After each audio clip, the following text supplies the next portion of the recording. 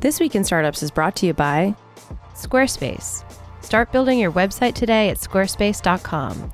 Enter offer code TWIST at checkout to get 10% off.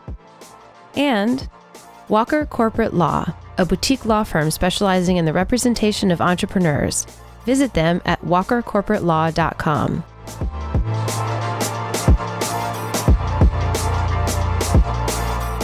Hey everybody, it's Jason Calacanis, and you're listening to This Week in Startups. I'm at the wonderful, gorgeous, awesome Spotify studios in my hometown of New York City.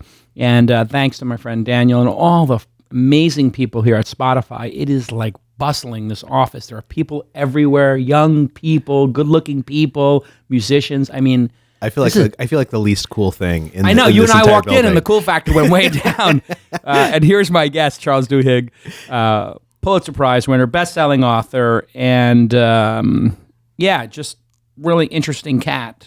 You won a Pulitzer for an incredible series you did at the New York Times about, I guess, the factory conditions at the Apple factory. Yeah. And I read it, and tell me about that story. You went there, obviously, and spent a lot of time. So how long did you spend there? So it's actually interesting. I was not allowed to step foot in China. Wow. Because this was during a period when the New York Times had been blocked by China, and China was not allowing any new visas for New York Times reporters. Wow. Luckily, we have a large staff in China. Got it. And so I relied on a huge number of stringers and reporters who were there.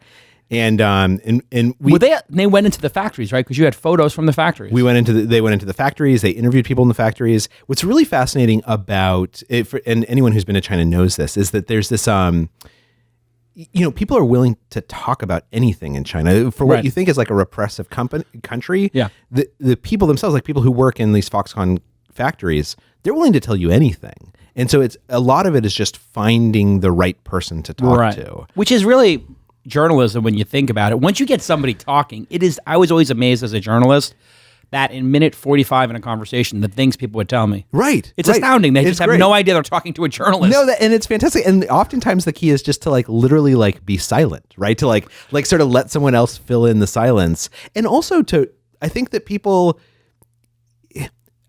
genuinely want to share their experiences, right? Like we all have these kind of amazing lives that are amazing usually to at least us and maybe the person we're married to. Right. And nobody minds We all have our describing stories, it. right? Yeah. You want to tell your story. But I mean, you say that everybody's got amazing lives. When you do that story and you start realizing how these people are living, the amount of hours they're working, do you think they have amazing lives, or do you think we'll look back historically in time at this bizarre moment where people on one side of the globe had one experience with the iPhone, and here in America, it's our delightful addiction?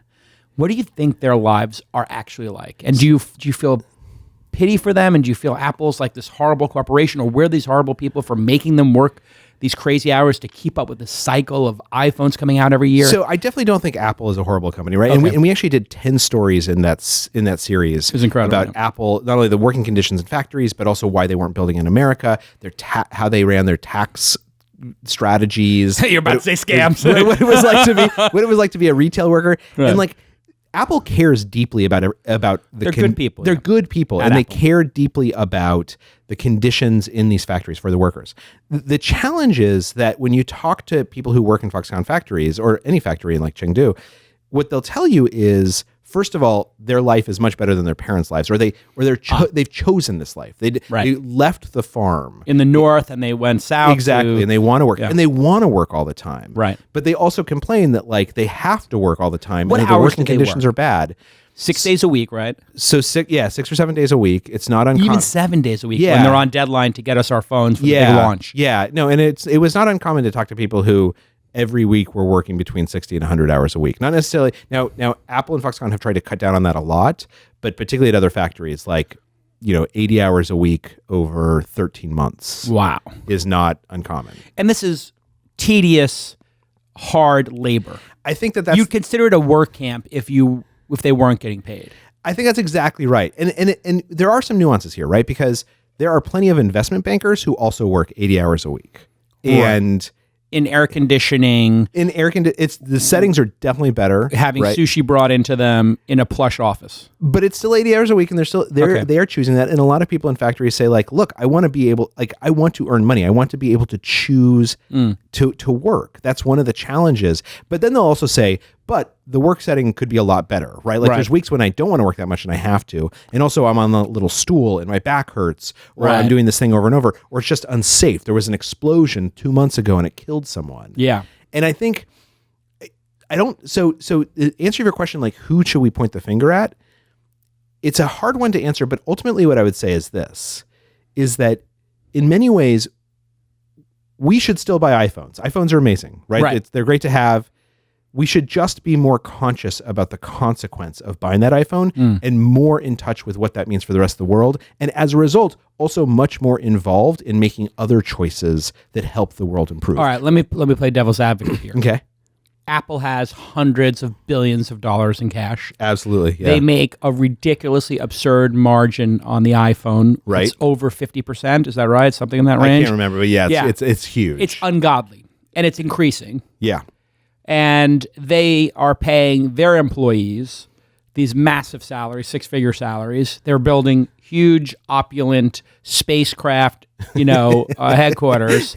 And on the other side of the planet, there are people working these hours and who are suffering, and they have this massive profit margin. So if somebody were to look back historically at this moment, they might not look and consider, hey, these people in China are coming from farms where they didn't have running water or they didn't have heat in their homes. They would look at it and just compare the two groups of human beings on either side. I would say this is unconscionable. It kind of feels that way to me. It's almost like the slaughter of animals for our hamburgers when you think about it on the context of the arc of history. I mean, should the people, I know you have to be somewhat diplomatic, but people are jumping off of roofs at the Foxconn factory. This is not fake news, is it? No, not at all. And it's not diplomacy. It's more asking this question, like, how do you look at this situation in the most complex way possible, as opposed to oversimplifying it? Because the truth of the matter is, you're exactly right. Conditions are bad. Apple can and actually has. So after the series came out, Foxconn announced they would be doubling salaries for workers in their plants. And the consequence of that is that it caused all the other factories to also increase their wages. Wow. So about 13 million people in China got huge wage increases because a light had been shined on this, and Foxconn and Apple stepped up. This is what gets very interesting to me when you think about the fake news, which you're part of, the New York Times, the fake news. Like, we have a president who's talking about how, like, you guys are all doing fake news over the New York Times, but in fact, when journalists go do something as simple as report on the obvious conditions in a factory that are indisputable, I don't know how many people work on a story like that or what number of hours it would be. You'll tell us in a second. But just think of the human impact that the New York Times had. And on that arc of history, we all know that Apple would not have made these changes voluntarily. They would have just had a little bit of ignorance is bliss. Let's just leave whatever the conditions are as they may. Maybe they get 5% better a year. But the New York Times puts a big spotlight on that with facts, with actual reporting, with boots on the ground, the furthest thing, the opposite of fake. This is the harsh reality. Yeah. And you put that spotlight on it, and my God, you change those people's lives. Right? It's got to be the greatest feeling in the world. It was, it's very satisfying. It's satisfying to be a part of a project like that. It's satisfying to be part of the New York Times. And I think you're exactly right. So stepping away from like the iEconomy series and Apple, like just looking at what's going on right now with the presidency. Yeah. There is a real sense of mission that without the press to cover this stuff. Yeah. I think it's much easier to ignore it. Now, that being said, I don't know that necessarily it's overall good, right? Like I think that this like constant infatuation with every move out of the president, it's very easy to lose sight of what's important and what isn't. And so it's not just the responsibility of the media and the press to cover this stuff. It's also the responsibility of people to decide what they want to consume and how they want to consume it, and who am I going to support with my subscription dollars. And when I consume news through Facebook, how am I going to react to it and share it? Yeah.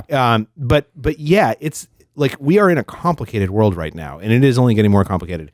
And we are living through this economic revolution where the value of information, right? The value of information is going down because it's so prevalent, which means that the value of knowledge is becoming even more and more important. Right. And knowledge is about how do you tell a story? How do you connect information to someone? How do you make them listen? How do you get them to share it with other people? Right. The things that you talk about every week. Yeah. That stuff matters. And the more we think about that matters. Yeah, and sometimes it takes somebody to deride it to this level.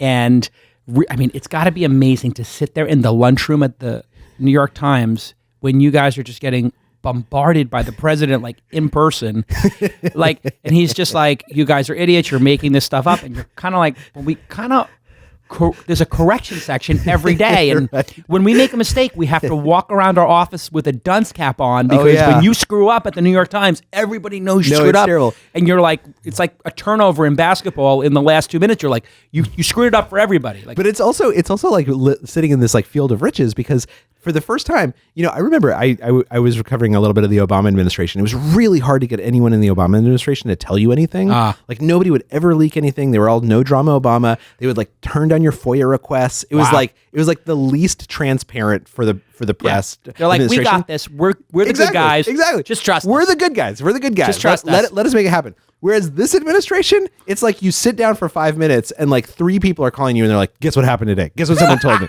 So like it's kind of like it's like you're at the all you can eat buffet and the question is like, do you want more desserts or do you want to have some of the jumbo shrimp first? Yeah, it literally passed the foie gras time for journalists.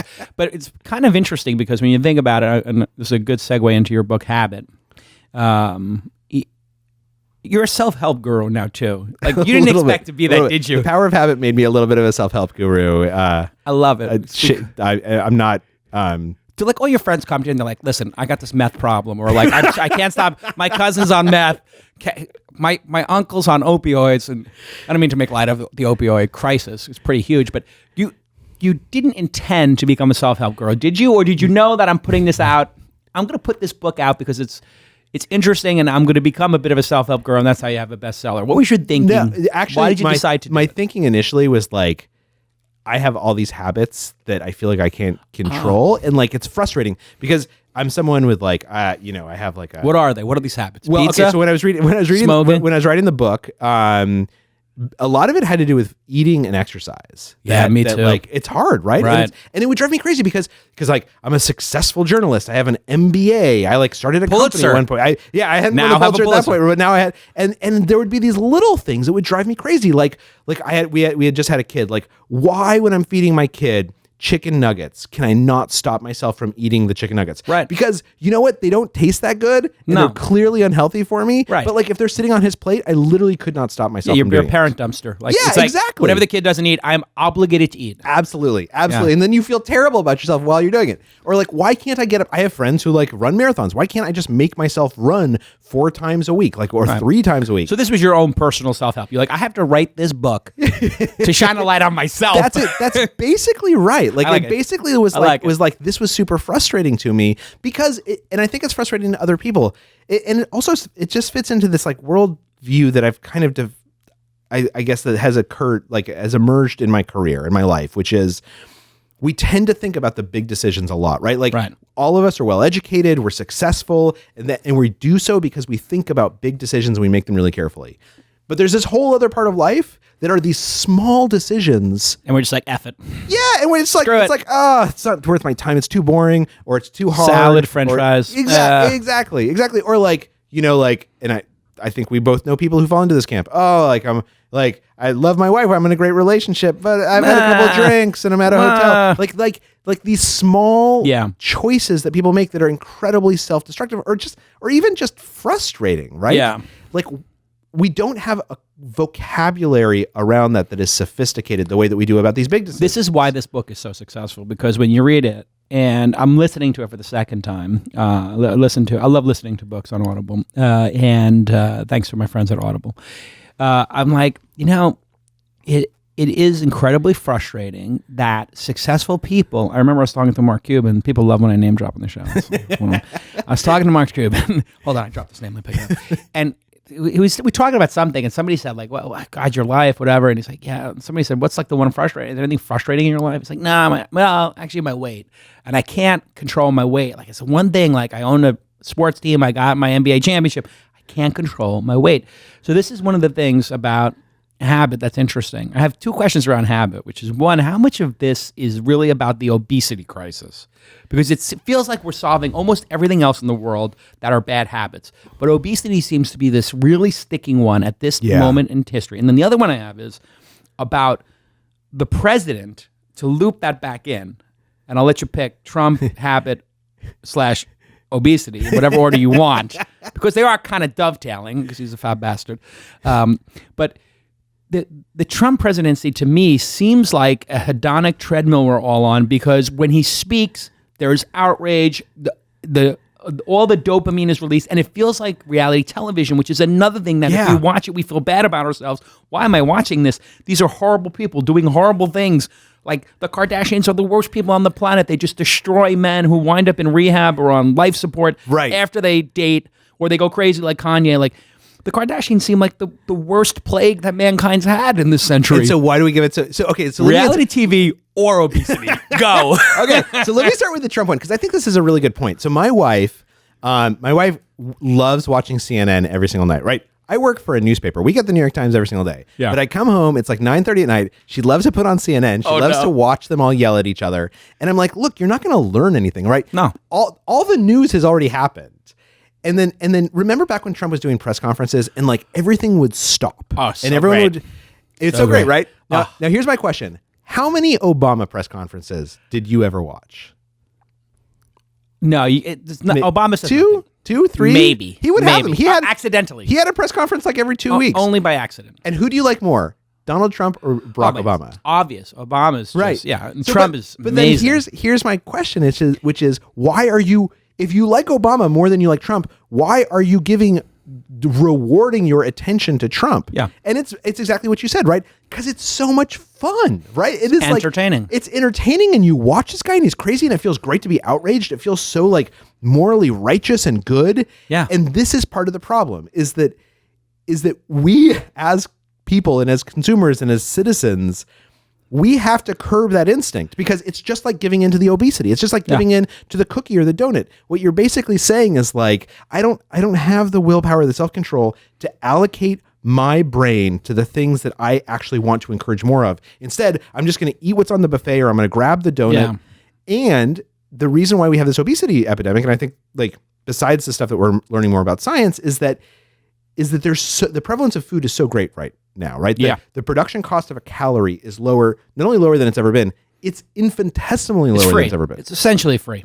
Right. Calories and so as a result, are free. Supply is just everywhere. We're throwing food away. Yeah. And so we have not learned how to have, we still have a mentality in a supply constrained environment, right? We still have the mentality of living in a world where there's constrained food, or where there's constrained information, or where there's constrained access to being able to see things like presidents and get the inside view of what's really going on. But we are living in the opposite world now, and we need to change how we act and think in reaction to that. And this happens during every economic revolution, right? Like when you went during the agrarian revolution, during the industrial revolution, basically all of life changes because something that used to be scarce no longer is, and it takes our brains forever to catch up. Yeah, because our brains on an evolutionary basis are not going to change in time for us to be able to handle this. No. Yeah, my thesis when Trump was running, I was talking to a friend of mine, and he said, I'll give you 2-to-1 odds that Trump wins. And I said, okay, great, I'll take that. So we bet $5,000. Wow. And so I have Trump, and he has Hillary. This is after the first debate, because I was like, you know what? You got Trump. I got Trump. I picked Trump. You took the best bet you've ever taken, like for sure, without any. So I take the bet, and it's 10-5, and so we bet $5,000. And I said, here's my thinking. It's so entertaining to watch him in these debates that there's a contingent of America will vote for him to see what happens next. Yeah. Just because it's going to be so, and I think what they're going to do is they're going to go into the booths, they're going to make this vote, thinking nobody knows I voted for him. What's the worst that could happen? Right. 4 years, but it's going to be entertaining as hell. Absolutely. And my friend's like, you're crazy. 2-to-1 odds. And I was like, great. Then we get to this, who's the kid 538? Nate Silver. So Nate Silver's got this thing at like 87. And my friend's like, I'll give you a buyout for like $3,500, $4,000. A buyout is when you can buy out the bet early. Right. And I was like, I started feeling so bad about having bet on Trump because I just made it strictly on a gambling basis. It was not based on a moral basis, but all this stuff came out about him, grabbing women by the butt and all stuff. And I was like, all right, fine, I'll take the buyout. We play poker for much larger sums. It's just on the ledger. So I take the buyout, and then he wins. Right. And my friend's like, you're a complete idiot. You had the bet. There's the stupidest odds change. I was like, yeah, but it was 90 to 10 or, 89 to 11. But I just had this feeling people want that insanity. But, they love the insanity. Like, the worst part is people who love Barack Obama, they still love the insanity. They watch the press conferences. They love to talk to each other and talk about how awful it is. Outraged. It feels good. It feels good to be so righteous. Now? Yeah. I think in part, so I used to be a correspondent in Iraq. And the best part about being a war correspondent is that when you make it to the end of the day, you're allowed to feel good about yourself. Because you're alive? Because you're alive. You're alive. Like you didn't go running that day. You ate unhealthy stuff. Doesn't matter. You made it through the day. You're a winner. And like that's the thing about outrage is that it lets you be a winner regardless of what actually happens. All right, when we get back from this quick break, I'm going to talk to my guest Charles about the Trump presidency and Smarter, Faster, Better, his second book, which is about productivity on teams and how you could be more effective at not eating donuts while you watch the Trump presidency and actually get something done in your life on This Week in Startups. Hey, everybody, let me take a moment to tell you about the awesome Squarespace. I use Squarespace all the time. I think I've created a half dozen websites this year alone. Launch Angel Summit, Founder.University, Angel.University. Every one of our websites we put onto Squarespace here at launch, and we love it. It costs us $10, $20 a month to have an amazing, gorgeous website, and they will even give you a free domain name if you start up for a year. So start your free trial today. No credit card is required. You get a free domain name if you sign up for a year. And if you decide to sign up for Squarespace after the trial, use the promo code TWIST and you will get 10% off your first purchase. You will have a professionally designed website. You can pick from all these amazing, beautiful templates, and it works everywhere, on mobile, on your desktop, on a wide monitor, on a small monitor, on an iPad, on an iPhone, Android. It doesn't matter what you're using. It will look beautiful. State-of-the-art tech, secure and stable. It can withstand massive amounts of traffic when you go viral, and it's trusted by millions, including some of the most respected brands in the world. I am a huge fan of Squarespace. Thank you to Squarespace, and make sure you use that promo code TWIST. So we do it with our in-house creative and our content staff, not by hiring expensive developers. Thanks to my friends at Squarespace. Okay. Hey, everybody, it's Jason Calacanis. Thanks for listening to This Week in Startups. We're taping from the amazing studios of Spotify here in New York City, my hometown. It's great to be here for the launch of my book.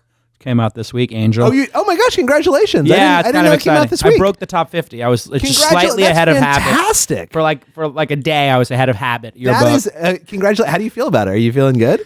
It's interesting. I kind of feel like people write. I have a theory about books. Yeah. I'm going to float my theory with you. Books got easier to print, right? We're back to abundance. Right. So everybody can print the book. It's easy, right? And they stopped giving people books based upon their credibility in the vertical and based on their social media followings and how many emails they have. Yeah. And all these dopey people in the last 10 years have walked up to me and said, here's my book. I bought you my book. And I'm like, I just think to myself, this person's an idiot. Or like, it's a friend of mine, but this is one of my stupid friends. Or this is one of my friends who's not very successful. And all the successful people, they never hand me their book. Elon Musk or Travis, they don't have books. But then the stupid people have books. That's very interesting. And I'm like, they give me the book, and then I think, holy shit, I got to read this. But I don't, when this person speaks at dinner, that's when I tune out. Like, this person's the dope at the table, the least successful person at the table. So there's this correlation, like, the less success you have, the greater the chance you're going to write a book. You're going to write a book. And I ask them sometimes, like, why did you write this book? And what do they say? I want to be a thought leader. And this is the way that they like. And that's how thought leaders are made. I'm like, you have the correlation and the causation completely backwards. You're like, yes. But I guess publishers or just people self-publishing have caused this insanity where dumb people write books. So I've been like pushing off writing a book, but something like angel investing, like I'm kind of the most credible, one of the 3 most credible people on the planet to write about it. Totally. So I felt good about writing it, and then I wrote it myself.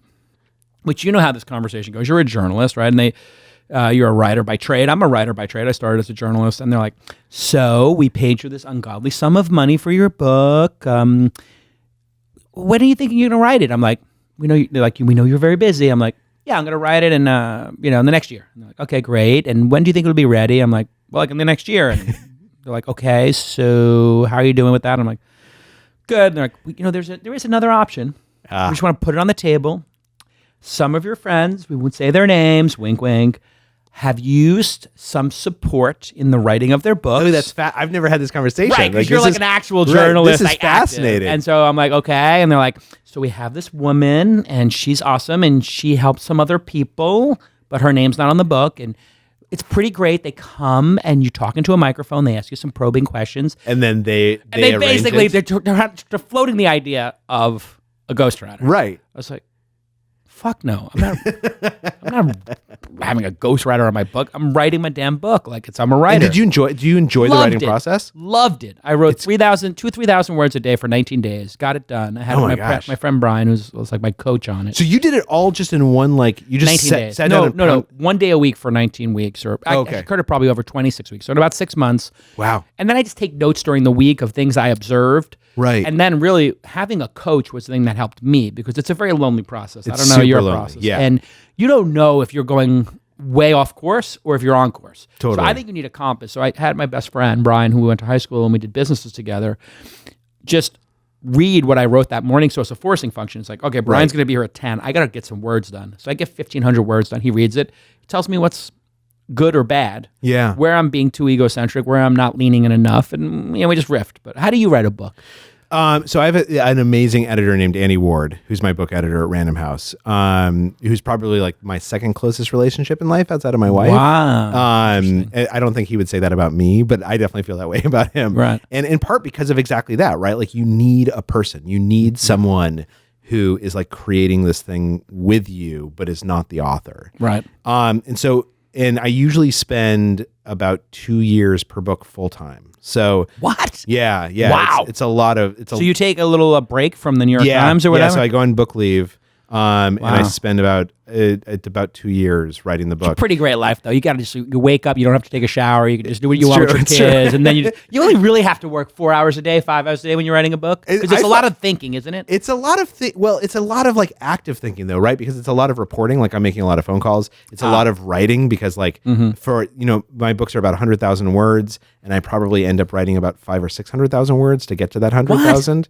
There's just a huge that's amount. Not very efficient, dude. It's You're not- like one of these documentary filmmakers who shoots like 1,000 hours to get to. But I think but those are great documentaries, right? That's true, That's actually. a They're pretty documentary you watch great. where you're like, oh my God, I can't believe they got that scene. Right. Like and I think that it's different, right? Because your book comes from your personal experience. Right, yours, So you're you've acquiring. been really writing it for the last 30 I'm years living in it, your yeah. head. Yeah. Whereas when I wrote Smarter, Faster, Better, or The Power of Habit, I was coming to a topic and I wanted to tell a story, right? That's all built around narratives. And so I wanted to tell that story and tell that story accurately. Sure. And finding the right story, finding the right idea, pressure testing it to make sure that there's not a better idea out there. And you got to throw away stitch it how together. many of the stories you have to throw away to find a good one. Like to find like one good dozens. story about Google or Yeah. these kind of interesting stories you have in the book. You got to throw away 5. Yeah. No, the number of stories, there's so many times that like I trip over something and I'm like, oh, I wrote about that and I know all the details. Then I'm like, oh, no, we cut that. We're like, that never. Oh God, and the poor person who you cut, like they're like, Yeah. oh my God, your book's coming out and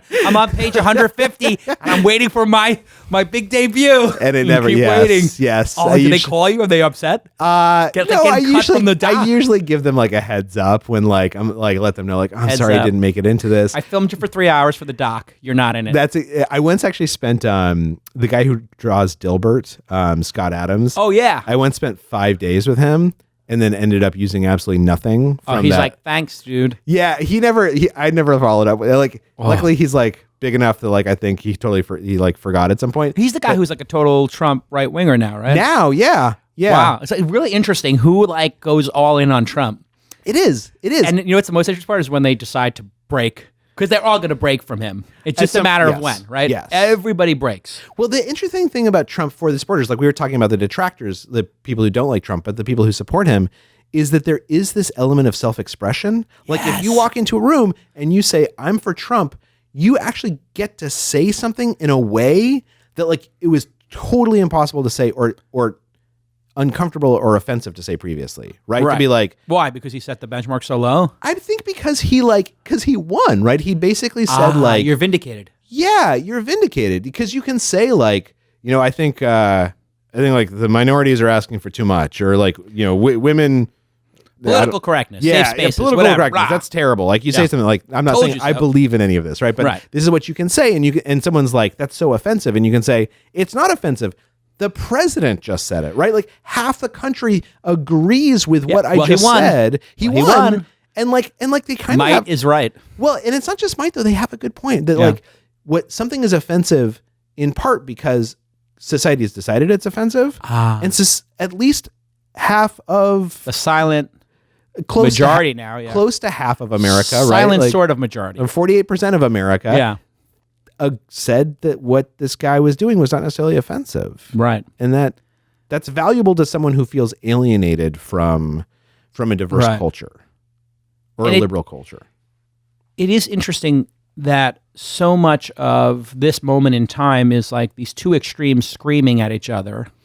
And then this middle group of people like kind of saying like these are complex issues and just removing themselves from the debate. I think like the considered intelligent people are like, why should I talk about immigration or, you know, safe spaces or political correctness? Because the second you wade into that area, all of a sudden you're Bill Maher, Yeah. and you could trip up and your career's over or whatever it is. Like it almost feels like this moment in time is when the intelligent people step away from the most important debates of our time. That's exactly right. And this has happened a number of times in our history, right? It has. Yeah. So like there's this book, Drift and Mastery by Walter Lippmann, right? Didn't he write Drift and Mastery? Which basically is about this basic question, which is like, how do you have, you wrote it in the early 1900s, how do you have a conversation that is sophisticated when everything in society is pushing you towards extremes? You know, something similar happened in the 1960s. Like this has happened, and we actually had this book called by Hofstadter about anti-intellectualism that won the Pulitzer Prize. This pattern has happened in the past, and I guess one of the things that I'm saying is that it's a little bit also our fault, because if you're the type of person who loves to hate on Trump and you love watching this stuff to hate on Trump, that's actually not about getting to the middle. That's about indulging your baser instincts, which is exactly the same instincts that the birthers were indulging about Obama, right? That like part of being an intellectual in the public sphere, which all of us want to be, is first of all choosing your battles, but second of all being patient with other people, Right. and saying, I don't agree with you, but it's really important to me that you are allowed to speak because I want to be allowed to speak equally. I want us to actually communicate with each other as opposed to scream at each other. So all of these, it really is interesting watching college campuses where it's supposed to be intellectual and you're supposed to debate. That is the safe space to have crazy debate. Right. They make you take different sides of the argument, randomly pick who gets to argue which side. And now, you know, You'd some have to provocateur, like, I don't know who that horrible. Milo, whatever his name Milo, was. yeah. And I know him actually. Oh, do you? That's just all a show. I've never met him. Yeah, he was like in the blogging space back in the day, 10 Oh, years interesting. ago, and he was just always trying to get attention, and like nothing kind of stuck. And now he kind of figured out, like, oh my God, if I'm like the outrageous Liberace plus conservative equals attention. Right. And so he's just like, I'm going to put something fabulous on. I'm going to talk about how fabulous it is. I'm going to go for this, like, hello, you know, really outrageous Liberace type appearance. But then inside, then I'm a like, conservative. build the wall, Right. and it's just like, what am I watching here? Right. Wait, you're from a group that's been oppressed, and you want to oppress more people. Like, the cognitive dissonance is just crazy, right? But how do you have an intelligent conversation with people who are having all of their dopamine receptors, and their habit now is to just have screaming matches? Like, how do we break that? I don't know. habit? I think that's a really hard one. I think Is that it even like possible? I mean, it's definitely possible. It's definitely possible. And like, I think that it's likely that whatever comes, I mean, clearly at some point we're going to get tired of the Trump show, right? Right. Like, I think he's tired. yeah, oh, he's exhausted. You just look at him. You can tell just by like how he like carries himself. But like, so I do think it swings back at some point. But I think the bigger part of that question is like, what can we do to have it swing back in a way that like pushes the ball forward as opposed to just like we're on a sine curve? And I think the answer is you seek out and you genuinely encourage people whom you respect and completely disagree with. I was at the Aspen Ideas Festival a couple of weeks ago. That's cool. And it's Did great. you stay in It's those great. apartments on Yeah, the they're great. Aren't That's they the pretty house? dope when you're a The house, speaker yeah, there. they're totally. It's Tell people about this experience. Pretty dope. You get paid to go out there. Like, oh, you get a speaking fee, but you get flown out. Yeah, they pick up put the, you the up. plane fare, and then you stay in this like Bauhaus like Gorgeous apartment, wood apartment. and you're like in the middle of like this forest, and it's beautiful, Crazy. It's really really nice. It's my favorite conference. It's pretty nuts. But so they had this one panel, which was these 3 former Bush speechwriters, right? And these guys didn't like Trump, but they also did not like Obama, Right. And I loved listening to them. They were so smart. Or take David Brooks. David Brooks is an even better example of this. Yeah. People love hating on David Brooks, right? Right. But like the truth of the matter is, like, the dude says such interesting stuff. He Right. brings up new ideas. Like, instead of choosing one line and being like, David Brooks is a fascist, what you should be saying is, we should be saying, thank God David Brooks is saying something that I haven't heard from someone else. Right. Because I need more ideas. I need diversity. I need What do something- you think about this idea that words are violence? Because this is I don't know if you follow Steven Pinker on a little bit, yeah. He's pretty good Twitter. Yeah. He's getting good at Twitter. Yeah. He's never going to finish a book again. No. Twitter is the enemy of publishers. My Between Twitter and the hair, he doesn't actually need to finish another book. He's got like is literally my book agent John Brockman is just like, yeah, no. Once a writer gets on Twitter, it's the end. They just never publish again. Like, true. just That's give people true. like Jared Diamond is not on Twitter. Like, if you want to get stuff done, but what he's been talking about it a little bit. But basically, there is this theory now that because you're under the duress, this long-term duress of bad words and people oppressing you, microaggressions. Yeah. Some people are postulating like this is a form of actual physical violence because if you're being told bad words every day, you're an idiot, you're stupid, whatever, you're Yeah. ugly, you're fat, you're dumb, that it would actually have a physiological effect. Therefore, words are now physical violence, and we should treat them as such on college campuses, and people should not be subjected to words. What do you think about this insane argument? so here's what I would I don't say. mean I don't want to steer it in one way or the other. No, but no, no, What do you no, think of this but- insane, illogical argument? Well, here's what I'd say. I'd push back a little bit that it's insane, but also say it needs some nuance, which is to say, I think that when someone feels oppressed and it's genuine, that we don't have. It seems unfair for us to say you say you're oppressed and I don't believe you, right? That like the minority or the oppressed person, they get to decide what makes them feel oppressed, right? Sure. And so we should give them the benefit of the doubt. And I will say that I feel like I have colleagues in life and at the Times who are African American who say the N-word hurts me in a way. For sure, that word. Yeah. Right. Yeah. So it's not totally crazy to say that words can do psychological violence to us, Yes. right? Now that being said, I think the next question is: so what is the answer? Right. Certainly, some words should be like not used because it just seems like there's no productive conversation. Other words, we should say, okay, let's create a way to have a conversation about these words, Right. where they lose some of their violent potency, particularly if the other person feels like they need that word to communicate, right? And that's what college traditionally has been, right? Right. You're exactly right. You like. There's like usually a couple bongs in the room and like a couple 6-packs, and you have these conversations that And go people on say forever. stupid things that People make say no stupid sense. things, and Yeah. like that's how you figure out how to communicate. Right. And you learn that you're not supposed to say some things in college by saying them and having your friends freak out at you. Yeah. That I think is incredibly valuable. Right. And if we're not, I do worry a little bit that we're losing the capacity, the opportunity for people to experiment with how to speak. Right. Which is Yeah. really dangerous. Like the Yeah. idea that like Milo or what's that other Ann Coulter? That's her. name. Right. Worst human being on the planet. Right. At least so let me for ask- this week. but so let me take it to the next step and ask Yeah. you, Silicon Valley, right? Like Right. there's this sexual harassment stuff that's going on right now. Yeah, it's brutal. So I think some of the arguments I've been exposed to, or some of the expressions I've been exposed to from women who are in the tech industry, say, I think a lot of this is unintentional, right? That men treat them in ways that make them feel devalued. Sure. or use words that make them feel devalued or they feel excluded.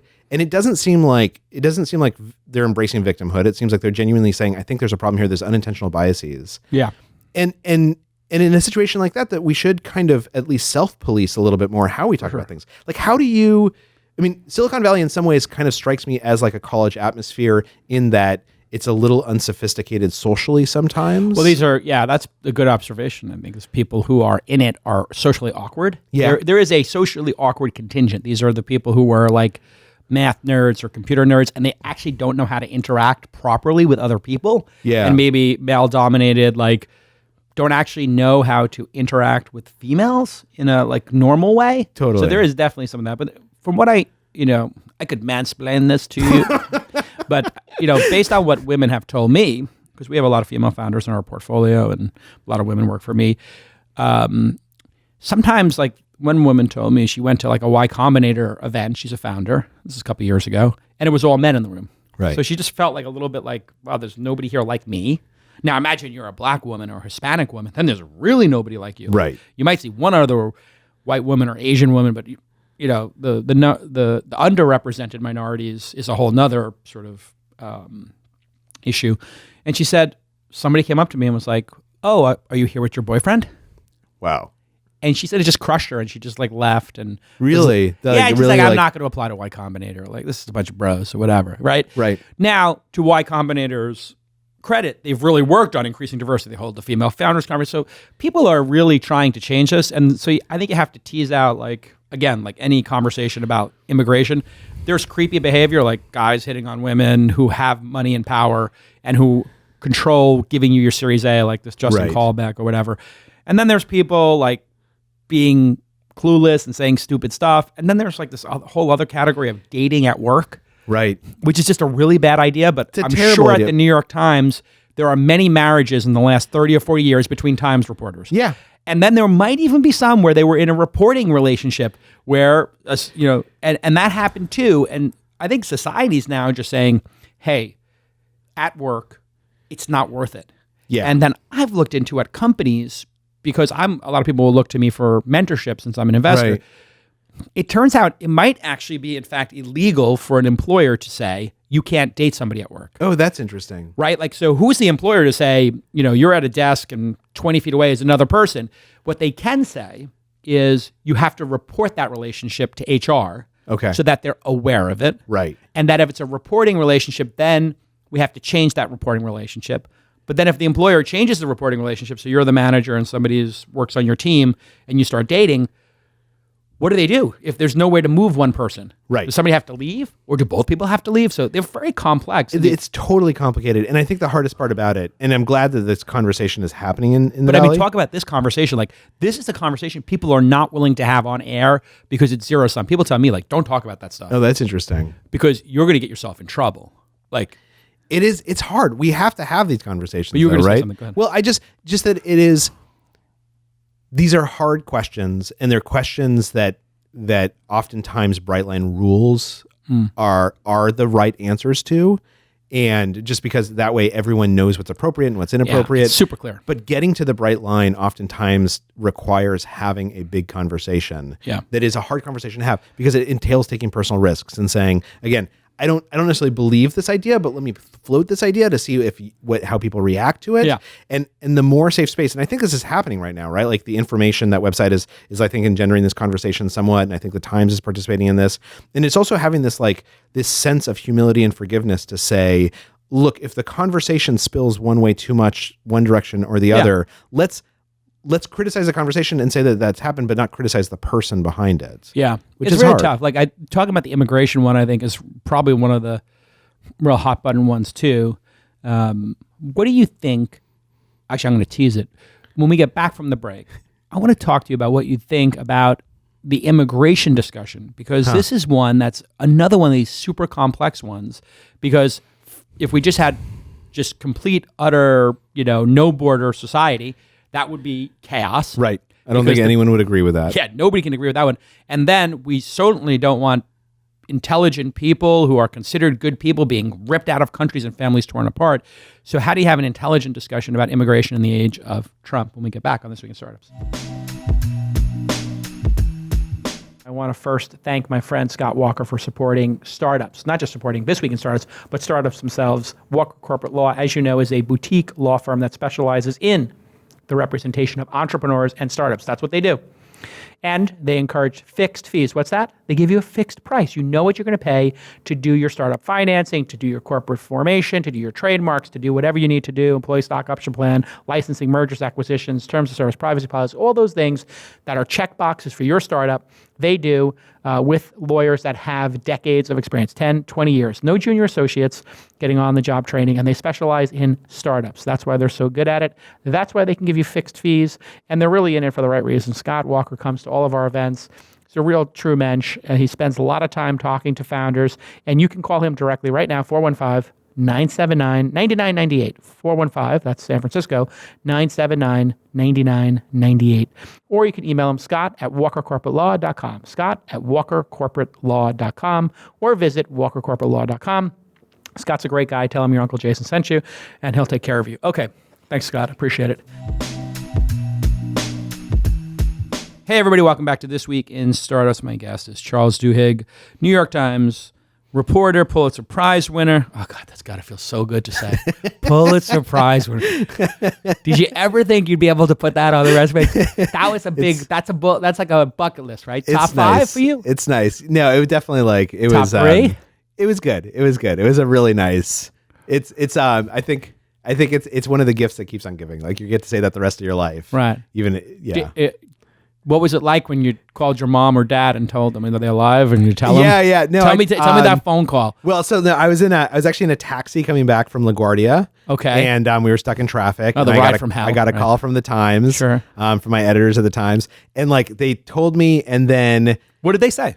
How they phrase that? I think the way they said it is they said, like, fortune has been very kind to us this year, because the Times had gotten a couple of Pulitzers, including the one that I got, and like I hung up, and I was like, that's great, and we talked for a little bit, and I hung up, and then I was like, wait, did I misunderstand them? And I almost called back to be like, I just want to make sure I heard you right, to say that we did win the Pulitzer, right? Like, not nominated. Yeah. Not in consideration. Right. Like, and then I was like, no, I got it right. And then I called my wife, and then I called my book editor and told them, and it was like, yeah, I had worked on a bunch of other series, and we had hopes, and right. It's nice. But I mean, actually, what has been much more satisfying since then, though, is like that it kind of just reinforces, if you do good work, good things happen. Yeah. And what do they give you? They give you money? Is there an actual physical prize on your desk that you can lord over other people? There's this it's actually at home. They give you this small piece of crystal. And I think $5,000, which we divvied up among many people. But yeah, so you get this. So there's about 50 people who worked on this, or you each get a C note? I can't remember. I can't even remember what we ended hilarious. up. Yeah. I think I got like what 13. did you actually get? 800? You know what you something got? Like, I can't remember, to be honest. $847. It was something like that. It was something crazy. It was and does the New York Times make you like, do they lord that over you? Like, you have to have an ethics thing about getting that money, no. or you're allowed to clear that check? They're totally cool with it. I always thought that was the most charming. Was I went out with a New York Times reporter when I was first starting my career here in New York in the 90s, and I was like, I'll buy you a cup of coffee. They're like, no, we can't accept that. Right. And I was like, it's a cup of coffee. And I don't know what the rule is. Is it $5? I think it's 25 now. Now it's 25. Back then, I think it was 5 or 10 or something crazy. Oh my gosh. Maybe $10. And you guys must have gone to like an expensive coffee place. Well, back then there was no expensive coffee in New York, really. I mean, there wasn't even Starbucks. I mean, but the interesting thing about it was we'd have conferences, and at the conference, if there was a luncheon, the New York Times, we'd have a luncheon, maybe it was $100 luncheon. So it was like the thing when the New York Times reporters would not eat the lunch. Because they don't want to They don't want to feel like, if I had that miso glazed cod. This is like a big issue on the campaign trail, because when you're on the president's plane, you have to pay for all your own meals. And the meals, of course, are like astronomically expensive. Yeah, $97, and they're terrible and disgusting. They're terrible. Like, I'll just get a chicken parm on the way. It's like the worst food you'll ever have. So that's, let's have a discussion about this immigration issue, because this is another one. Since we're going to go there, I'm going to touch the third rail. Immigration, it seems to be one of the hardest discussions to have, because there is some reasonable number of people that a European country can take in at a time. And then there's people suffering in countries where they're literally being murdered, and these are babies. And how do you look at something like that? I'm curious. I have no idea. I mean, I think it's a really hard one, right? Yeah. Like, I think that that unlike a lot of other things, and let's put the travel ban aside because that seems just punitive. Yeah. But this basic question of what duty does a country owe to its own citizens versus the world citizens? Right. That's a really hard question. Yeah. Right. Because I think you're exactly right. You said before the break, no country would say we should just open up the borders and let everyone in. Chaos. Right. Yeah. Yeah. I mean, it would, and no, what's interesting is historically, actually, America has done that and Israel has done that. Right. And it's been great for us. But Yeah. When we had nobody here. right, we had nobody here. Well, except for the Native Americans. The Native Americans probably didn't think it was so great. But but the point being that we are a nation of immigrants. In fact, FDR at once used to start his speeches by saying "my fellow immigrants," and that was his applause line. Wow. But I don't know. I think that it's a really hard conversation, and I think it's also equally hard. And again, to get back to the Valley, that one of the things that tech companies push for are more HB1 visas. Right? We want to bring in the best and the brightest. That's why Silicon Valley became Silicon Valley, is because we were so welcoming to immigrants. And then there's a whole other group that says, well, look, why don't we use those same births for humanitarian relief? Because someone who's the best and the brightest, they could probably start a great company wherever they are. Yeah, they'll survive. Yeah. They're not on the brink of... These are all really hard questions. Yeah. And this is one of the hardest, is that H-1B, because it's so abused. It's abused. And I was on CNBC and they're like, hey, so Trump says H-1B visas are abused. I'm like, I hate to say Trump is right, but every conversation I've ever had with a founder or a technology person about H-1B visas goes something like this. How much is it going to cost? About 5 to 10 in legal costs. How much are we going to save on the salary? It's like, well, we're going to save about 20,000.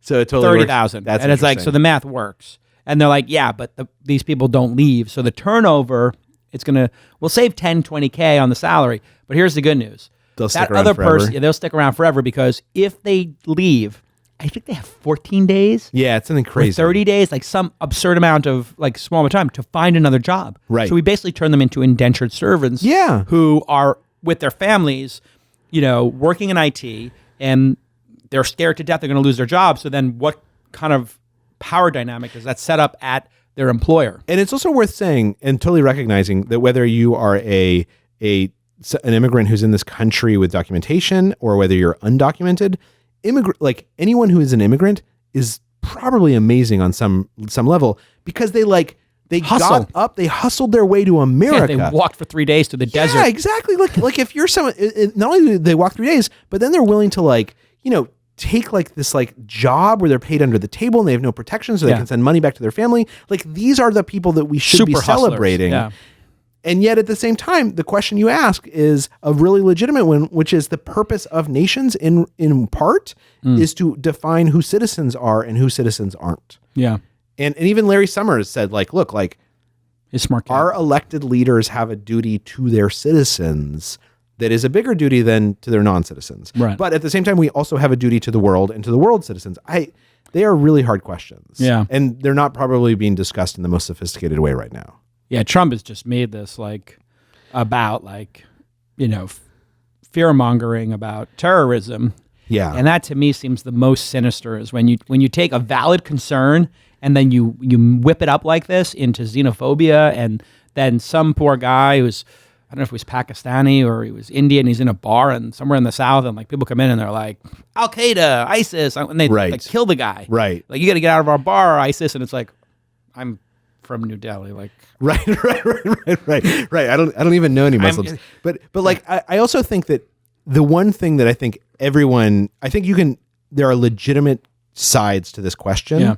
The one thing that it seems like everyone can agree on is some of our proudest moments as a nation have been when we are accepting of immigrants and when we are internationalist, right? Like entering World War I, entering World War II. Yeah. I don't think anyone looks back and they say that was such a mistake. We never should have done that. God, stopping Hitler. Oh, Yeah, that was Jesus. Why did we ever get ourselves involved in that one? Jeez. So it does seem like the more sophisticated the conversation we have, the better it is for the world. All right, so just recapping. Apple is not a bad company, but the arc of history will look at them as horrible people. I said that back, Charles. How about, what story I really loved?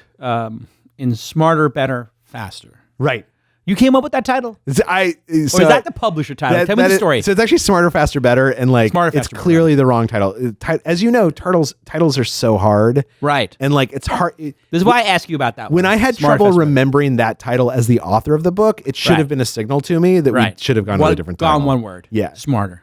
Yeah, or we were thinking of done, like Done. Just done. I actually like that one. I think, yeah. Well, you had this argument with your publisher, right? The publisher went with this one? No, is this like- we agreed together. We agreed to. I was okay. I was on board. It was like it. As you know, in the heat of the moment, we make just choices that with. Power of Habit. Now, that's a good That's one. a good title. That's a good title. A guy named That's a Scott great one. Moyers came up with that. Who's my agent? Your agent came up with it. My agent came up with Power of Habit. Wow. Yeah. So did Genius. you just say habit, one word? What- and then I they think put the we power I of? think I was calling it the science of habit or something like that. Or like, see, and you're just like, oh, wow. She's like, it's a he, yes. He's like, oh, wow. Way to alienate the other 80% of people who Right. failed science. I think that's literally what he said. It said Wow. it's too sciencey. Let's go with the power of habit. yeah, I was like, let's boom, just make it accessible. done. Yeah, she just said how to not be fat. So one of the stories I like was the SNL. And Yeah. I think this one's super applicable. So somehow when you're doing this like 600-page research project to get to 100, you stumble upon SNL. How did you first get tipped off to there might be some lessons from SNL? Oh, you know what? It was a textbook. So I was interviewing some guy. So that's in the chapter about teams, right? Right, What's the teams. science of teams? How do teams work? Yeah. And I was interviewing this guy. Very relevant for our audience. Yeah, and I usually spend a lot of time on. So my whole goal when I'm interviewing people is to appear like the smartest dumb person on earth. So Right, Columbo. Yeah, because exactly what I want them to do is I want them to think for me. So I'll very frequently say things like, "I don't even know what question to ask you. So what question do you think I should ask you to learn about teams?" That's a good one. Yeah, because it kind of works. It gets their brain working. Oh, there's one thing there. I was wondering, ma'am. Right, You right. you told Before- me before I leave. Before I leave, my wife, she says I'm a nudge, but you said you had the pancakes, the pancakes with the syrup. That's but exactly it. I talked to the person there. They said they closed the And breakfast at 10, and you ate at 11. The so- more unfulfilling that conversation is, usually the better it ends up being, sure. right? Because you want it to be like kind of frustrating and like going from side to side. So like I was These are all the talking to secrets this guy to for like interviewing. 2 hours. Yeah. He's an expert on teams, and at the end of it, I was just like, and it was such a frustrating conversation because I didn't know what to ask, and I was Yeah. like, what's your favorite story? Like, what story do you love telling over beers? And he was so tired talking to me. He's like, I don't know. I never tell stories about this over beers. I hate talking about this stuff. I And don't he's like beer. And he was I like, don't like you know, beer. the only thing I've ever written about this that I actually enjoyed was like, I wrote this one thing about Saturday Night Live because I got to go see the show. And I was like, really? Where'd you write that? Oh, really? Tell me about that, Yeah, man. and You I had was- that and I was SNL like- thing I was there. like, where did you write that? And he's like, oh, it's like a page and a half in one of the textbooks. It's now out of print. Wow. So then I went and I got the textbook and I was like, oh, this is it. This is totally it. right. We found it. So Pair this- explain why SNL has had such an amazing run of talented people, and then is it cause or correlation that they become like the greatest stars in history? Eddie Murphy, Yeah. John Belushi. So I think there is something there. So Yeah. so the point Explain of this it. chapter is that there is this science behind teams, and usually teams work because they have these habits, these unwritten agreements, which are called group norms. Yeah. And the thing about Saturday Night Live is, and I didn't really realize this until I started talking to people, Saturday Night Live should have been the biggest failure on earth, because when Lorne Michaels starts Saturday Night Live in the 1970s, he gets all these comics who really don't know each other. They're all misanthropes because most comics are like kind of Yeah, like kind of dark. Yeah, they got some prickly Little bit of edges, dark, right? yeah. He brings them all New York. Almost none of them are from New York. They're all from Right. California because like there's no comedy scene in New York. A super pleasant, low pressure place. Totally. New York in the 1970s? Sure. It's like idyllic, Sounds right? great. He puts them all in a room and then he tells them, I want you to come up with sketches. And if I choose your sketch, I have to cut your sketch. Then on top of that, all these people are like doing drugs like crazy. Yeah. And they're sleeping with each other on a regular basis. Right. Right? So like this should have been a disaster. Right. So the reason it worked though is because Lorne Michaels has this like crazy way of running meetings and basically running everything, which is that if you're at a table with Lorne Michaels, he will essentially force you to speak. And he has this sheet of paper with everyone's name on it. And every time everyone talks, he makes a little check. hash and if mark. the checks aren't all equal, he'll like basically like bully, like say like Jason. Charles, you haven't spoken yet. Exactly. I Charles, haven't heard anything from you in a little while. Like, why don't you tell me what what's you're on thinking? your mind? He also is like this crazy ostentatious listener. So he's a pretty demure guy in real life, right? Yeah. He's not the most like, he's a socially awkward guy, but in a meeting, he's like, tell me that idea that you have. And he repeats back, what I hear you saying is, and if you're staring off in the corner, he'll be like, Jason, it looks like you're thinking about something really important. Tell me what you're thinking about, Yes. right? Like he picks up on all these nonverbal cues. Lucy, you're sleeping. Are you on heroin or do you have a thought? Right, exactly. You look really upset. Like let's, and this is someone who's just like, maybe like kind of like wandering off. He's like, you look Hungover. Yeah, exactly. Hungover. You look like you're struggling with something. Let's take a moment and talk about like how are you today? Yeah. And like the crazy thing is that when the leader does that, the rest of the team tends to mimic them. Like Right. we know this from studies, right? Right. This is how teams and meetings work. And this is actually in the literature, this is known as psychological safety. This is creating group norms that create psychological safety, which is there's a whole bunch of building blocks, but the two most important ones are ostentatious listening and equality and conversational turn taking, and picking up on these nonverbal cues. And like it's like magic. You can take people, we've all been on teams before where we don't actually like the other people in the teams, Yeah, for sure. but the team works great. And it's usually because there are these habits like this. Listening to each other. Yeah. And being an active listener, I guess is what people call it. Being Exactly. present now. Exactly. Being present now and Yeah. feeling like you had your voice, that like you were allowed to say anything, and that it was a consequence-free zone, that you could Right. try an idea and it wouldn't be held against you, that there's no political things to be thinking about. Like all of that stuff matters hugely. Now, prepping for a meeting, what most of us do is we like look at the agenda and we're like, no, we got to bring up that issue and I want to get a decision on this. We don't think about like, how am I going to like force everyone to speak? How am I going to how am I going to signal that I'm picking up on nonverbal cues? Because then I know the rest of the team will start doing the same thing. Right. Yeah. That's actually what makes a team I have work. a good hook for that. I always say in Yeah? a meeting, question, comments, or concerns. Oh, interesting. So I give people permission to ask a question, to just give a comment, or if they have a concern. So I just say, hey, we're wrapping up. Question, comments, concern. And I just go around the table. Give me any of those. And let's That's just listen to interesting. it. Yeah, it's like a little bit of a prompt. So when you think Right. about habit, like in the Right. prompt, it's the prompt for people to just stop for a second and think, is there anything I'm concerned with? And then I say, okay, people always hide from the leader. What's the problem? Right. What are we worried about? And I just say, what are you worried about, Ashley? What are you worried about with this event, Jackie?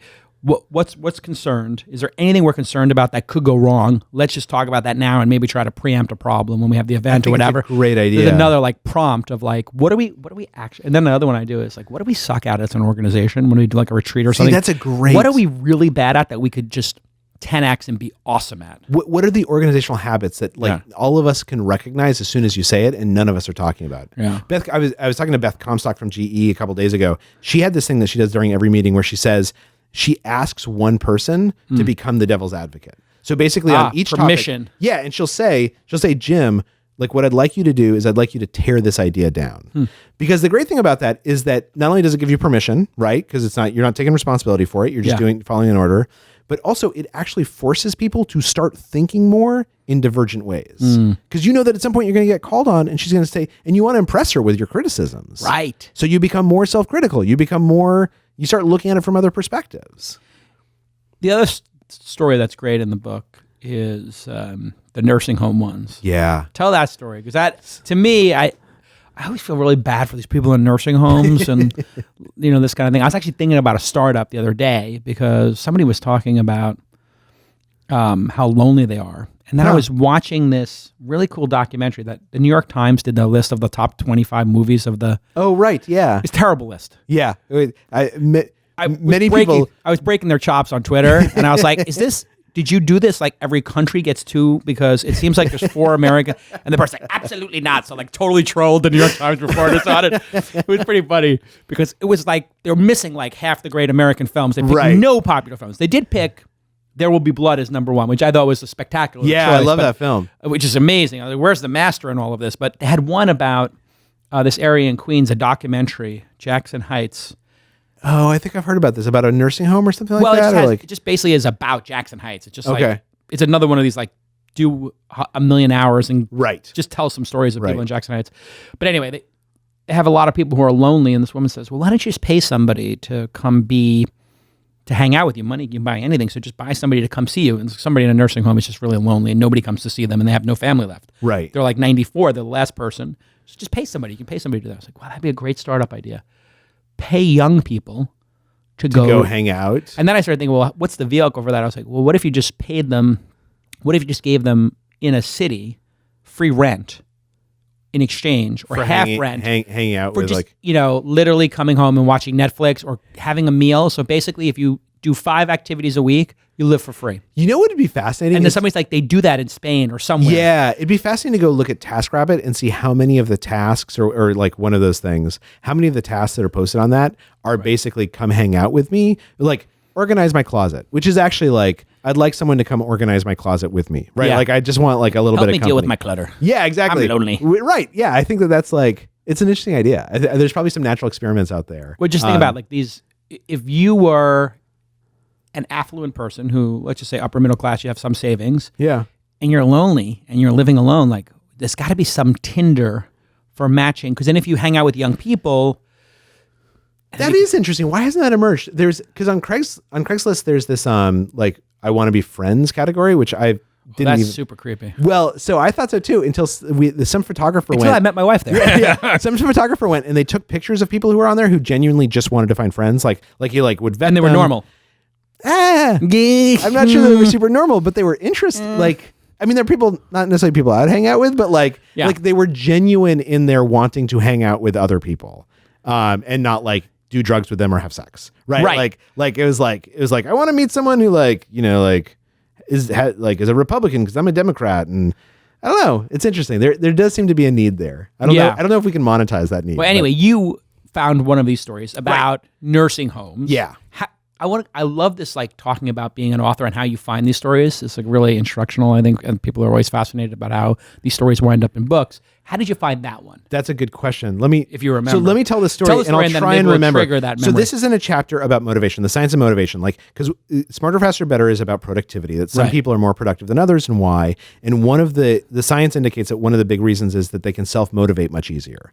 So the science of self motivation is really interesting because what we know is that people who feel like they're in control of themselves and their lives have a much easier time self motivating. And the nursing home study is a great example of this. They looked at why some people would get into a nursing home and their health would decline immediately, and other people thrived. Because actually, everyone should thrive in a nursing home because you're surrounded by all this medical like equipment and personnel. What they found is that the people who did best at a nursing home were the people who they called subversives.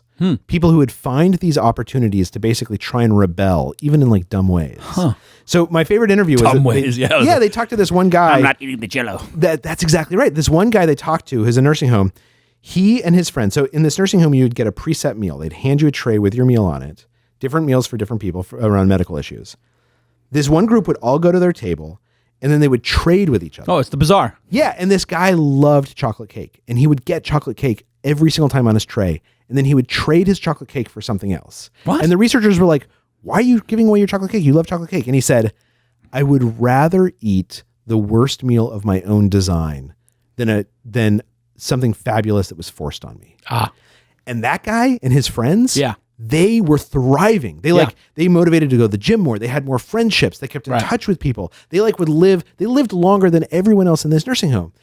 And this is what we know about motivation is that there's a part of our brain that actually, the striata, that actually activates when we feel in control and feel like we can make a decision. So if you can make a chore into a choice somehow, it's much easier to motivate. Right. Now, the question you asked about how I found that story, let me think for a second. I literally can't remember. Yeah, that's all right. I think It's one of the great things about being an author and a journalist is people are constantly pitching you stuff. Like Malcolm Gladwell right now doesn't have to do any work. People are just like, you know what? Here is something that everybody believes that's not true. I wish that Here was, it is. I wish that have was you true. hit that point in the flywheel? Honestly, it never works out that way. I mean, yes, I get a lot of people You pitching got to me start stuff. a podcast. That's it. Is You that got to the do way a to little do more it? media hits. Yeah. And Then all of then- a sudden it starts flowing. Really? And are Yeah. they good? Are they good suggestions? Well, for me, I just tell people like, tell me your crazy business idea. I'll tell you if it's going to succeed or not. Which is really just tell me your great idea. Right. If it's going to succeed or not, I mean, who knows? Nobody knows. But I just tell people, tell me your crazy business idea, and I'll do this on Twitter, and I'll have 250,000 impressions on my Twitter feed that Saturday gosh. when I do it, and then I just answer people and I say, yeah, this might work, it might not work. Here's why it might fail. Do you find that you get exposed to the really great ideas that you Exactly. Really? Well, because now, if you think about it, we talked earlier in the program about like how polarized everybody is. Yeah. And everybody is just so quick to be like, that's been done. Fuck you. It's never going to work. And by the way, you're an asshole for bringing that up because you're a socialist and you're a communist. And, it's like, oh, you want universal basic income? Communist. I mean, socialist. I mean, what are you? How high is your your predictive rate on the idea as opposed to both as an investor and as someone on Twitter? Yeah. Like how frequently do you go back and look and say like, I've started doing that Yeah? forecasting. So there's a book Yeah. called Super Forecasting. Right, yeah. Yeah, so I read it, and I met the guy because we have the same book agent, John Brockman, and I started writing what's called deal memos. So you do deal memos in Right. venture capital firms. You write a deal memo. Here's what could go wrong. Here's what could go right, and they circulate, and then people debate it, and then they do it. So they really have that tradition of looking back on why they passed on Google. right? It's the 11th search engine. Why would this work now? My thesis about angel investing is I don't need to know if the idea is going to succeed. I just need to know if you're going to succeed. Oh, that's interesting. So that's my basic premise because I'm good at reading people. And if I find somebody who I know is not going to give up and has resiliency, which kind of dovetails with what you were talking about with the autonomy and the being a nexus of subversive. control and being a Yeah. subversive, like which actually has to do with I don't know if you read Viktor Frankl's book, Man's Search Yeah. for Meaning. Yeah. It really is like the people who survived the Holocaust, which is like the worst thing you could possibly imagine, obviously, were the people who didn't give up and they had hope and they were resourceful and they actually were doing things to survive. And then there were Yes. another group of people who were seemingly as strong, or in some cases stronger, who gave up and they wound up dying, Yeah. right? Because they just didn't have that locus of control. They weren't like sort Totally. of doing that. So, you don't really, I look back on the reasons of why I passed on investing in things, and you could be right and still you could be right about why you passed and still miss hitting a unicorn. right.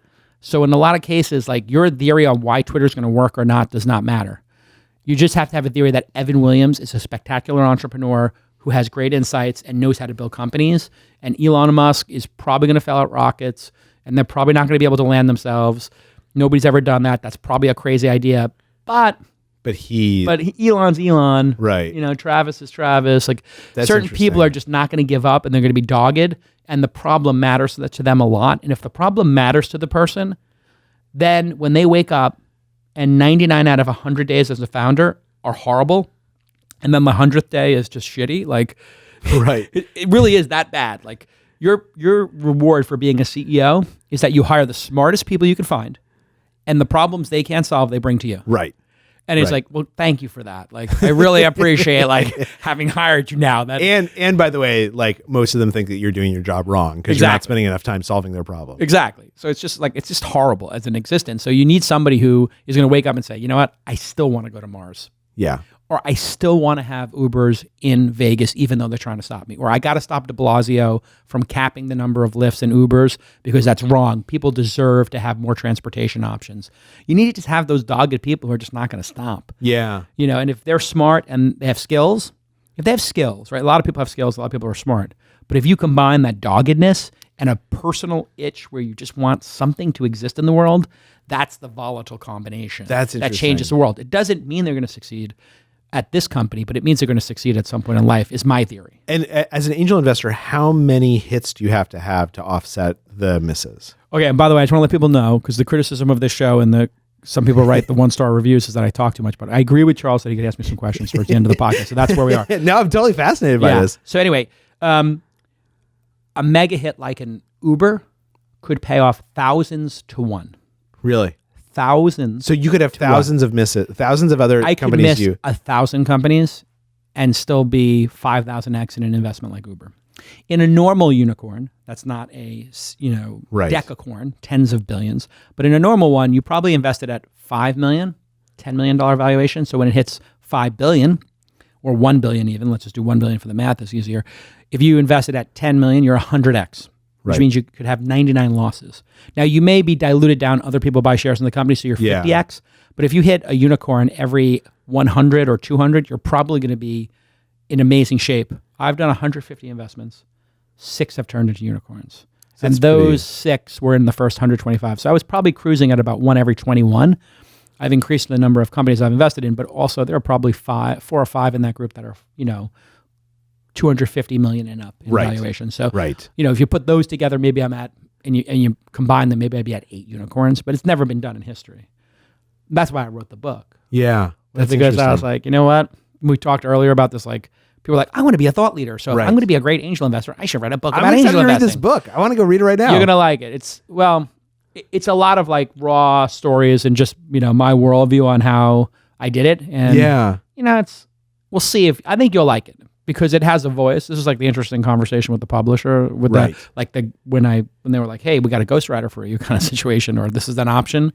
And it's super cheap, right? You get paid $1 million for a book or $700,000 for a book or whatever. And they're like, yeah, you can hire a ghostwriter Right, for $100. right. It's like, That- so but I'm just doing the arbitrage? Yeah, the This arbitrage is there is pretty incredible, good. right? Yeah. It's pretty compelling. 2 years of suffering. At least the first time. The problem Yeah. is if the book sucks, then it's like Well, yeah, then you're done. You're off the Right. off the treadmill. But then I wrote like 5 chapters and I sent them to Harper Business, and I get a call like at 9:00 at night in California, and it's obviously late here in New York, and my editor Hollis was like, oh my God, it is awesome. Your voice is amazing. Don't change a thing. Just keep writing. I have no comments for you. There's a couple of typos, well, actually a lot of typos, but just keep writing. This is going to be a bestseller because your voice is so raw and honest, and you go from being totally conceited to totally charming to totally insightful to totally intelligent to, making me wonder if I should keep reading. I can't imagine what you're going to say next in the next chapter. So I was like, okay, good. I think I got it. yeah. People know if it's authentic or not. Like that's what I like Yes. about your books is like I can tell like you're authentically enthusiastic about People the can subject detect immediately. Yeah. Yeah, no, Immediately. absolutely. And it's interesting too because I think this about books and about entertainment products like movies. Yeah. You know, ever so often you bump into someone who's like, I'm going to reverse engineer like the perfect book, right? Like, Oh, sure. Like all I need to do is like, Who Moved My Cheese plus Rich Dad Poor Dad Plus 4 Hour like Body. 4 hour. Yeah, exactly. Exactly. 4-hour Rich Dad. And like anytime they ask me about that, I'm like, no, you don't understand. Like the books that do well are the books that like nobody knew that they wanted to read until they start reading it. Yeah. And they're like, oh my God, this is amazing. The right? Zen Art of Tidying Up. Yeah, It's like- exactly. Right. I don't know if you read that book, but I did. It has to be like It gets unexpected. That have you read that one? The Which Art of one? The Art of Tidying? Or Yeah, the yes, Tidying Up book? The Condo? Condo book. I've not read Oh, it. you have to listen to it. It's a quick, Really? easy listen or read. Get it on Audible. It's amazing. What's great about that book is like after you read it, you're like, I'm going to hold this object. And if I feel joy, I'm going to keep it. And so like literally I'm sitting there and I'm like the most cynical Brooklyn guy in the world. Like the idea that I'm going to like commune with my sunglasses. Right. And literally I'm sitting there and my wife's like, you're doing that, aren't you? I'm like, oh yes, I am. And like literally I just took my entire closet and I put the entire closet in the basement except for like the 17 items I loved. And then I said, if I want those shitty items that I don't love anymore, I'll go downstairs and get them, but I'm leaving these here. And did then you ever get them? No. Right. Like twice, like for costume parties or like, Right. whatever. I need a linen shirt. We're going to, No, here's my question. Did you go fill up your closet again with other crap or with stuff you only love? stuff I loved. So I was like, that's interesting. I'm going to go on a total like crazy black t-shirt hunt. And I bought like 5 different black t-shirts and I started figuring out A/B testing which one I like best. Right. Then I did that with shirts and I Wait, found. what is the t-shirt? Tell me the t-shirt So answer. anyway, I was doing Mac Weldon's for a while. These are called Vince, which I'm wearing right now. And then the one I wound up loving the most was the Tommy Johns. And the Interesting. same thing with the underwear. So Tommy John, for whatever reason, like underwear, t-shirt, socks, perfect. They just Dress totally socks. work for you? What's that? They just work for you. They just work. But I mean, if you wear micro model boxer briefs, what are you wearing now? You briefs or you boxers? Or no, boxers. I've been, Boxer briefs? No, boxers. Straight Just boxer. boxers. Straight boxer. Yeah, see, you're gonna have to really want to try the micro models because micro models, they'll keep you where you need to be, like in terms of support, but you still get that like it's light, right? So it's almost like I'm your gonna try this. micro model Okay. boxer briefs. Okay. So like I'm in. I understand the boxer move, like loosey goosey, keep it light is right kind of thing, and the briefs is like too tight. And the micro modal, that's that material. But anyway, then I did it with shoes, and then I did it with suits, and I found this company called Suit Supply. Right. I know Suit Supply. So Suit Supply won the Wall Street Journal Suit Off. So I'm an expert at figuring out who to trust and doing like meta research. Interesting. So I found this like Wirecutter, which the New York Times bought. Like, yeah. that Brian is a genius. Like when he says something's the best, it is the totally. best. That's exactly. And I just it go takes to them. all the cognitive like overhead of picking something, but Suit Supplies that for suits. So they charge $600 to $1,200 per suit, Right. Which is like half of what I was paying for Xenias and Armani's. And so I go there. I read this Wall Street Journal suit shootout, and they took the labels off. They hired tailors, and they said, "Which one's the best suit?" And they said Suit Supply. Suit Supply, Xenia, and Armani were the top 3. Interesting. And they're like Suit Supply, like the buttons, when you open the buttons on the sleeve of a suit, those are always fake. They just tack the buttons on. Right. With Suit Supply, you actually can unbutton That's your sleeve. fascinating. And the piping underneath the collar, the I gotta matte go. fabric. I have like 2 suits from Suit Supply. Incredible. Most of what I get are the Ludlow suits from J. Crew, but this is very helpful. So the level, those are not bad. Those are like super affordable. But at Suit Supply, they obviously have the tailors on site Right. as well. That's And true. that is what really suits are about is, there's like the things that they control in terms of the design and everything.